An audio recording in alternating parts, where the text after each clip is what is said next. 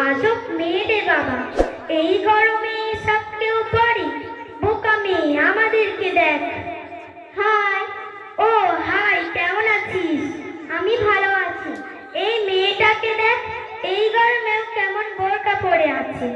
এই মডার্ন দুনিয়ায় তার স্বাধীনতা হারিয়ে। হাই। আপনি কি আমাকে বলছেন? তোমাকে বলছি না তো ভূতকে বলছি। তুমি ছাড়া আর এখানে আছে কে? দুঃখিত বোন, আসসালামু আলাইকুম। ওয়ালাইকুম আসসালাম। বোন, তুমি এই গরমে বোরকা পরে আছো, তা তোমার কষ্ট হচ্ছে না? তার মন কষ্ট হবে কেন? সত্যি বোন, তোমার কোনো কষ্ট হচ্ছে না? আমি ছোটবেলা থেকেই পর্দা করি, আমার কোনো কষ্ট হচ্ছে না। তাছাড়া আমি জাহান্নামকে ভয় করি। পর্দা না করলে জাহান্নাম যেতে হবে। এই জীবনে কেউ পর্দা করে? বোরকা খুলে আমাদের মতন মডার্ন হতে শেখো।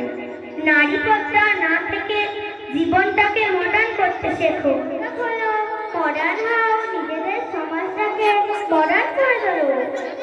বোরকা পরে লাইফটাকে এনজয় করা যায় না উচিত? তোমরা যেটা বাজে বাজে কাজ করে সমাজটাকে নষ্ট করো, কি দরকার এইরকম ইন্টারেস্ট? এই মেয়ে, তুমি আমাদের সম্বন্ধে এসব বাজে বাজে বলছো, তা তোমার লজ্জা করে না? তার মন লজ্জা পড়বে কেন? তোমরা যেসব করে বেড়াও সেই কথাই তো বলছো। শোনো বোন, তোমাদের লজ্জা করে না?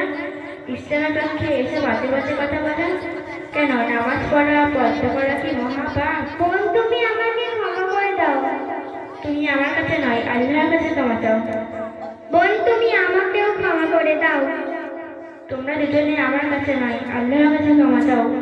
তিনি তোমাদের নিশ্চয়ই ক্ষমা করে দেবে বোন, ইনশাআল্লাহ। তুমি এত কোরআন হাদিস এবং শরিয়াত সম্পর্কে কোথা থেকে শিখেছো?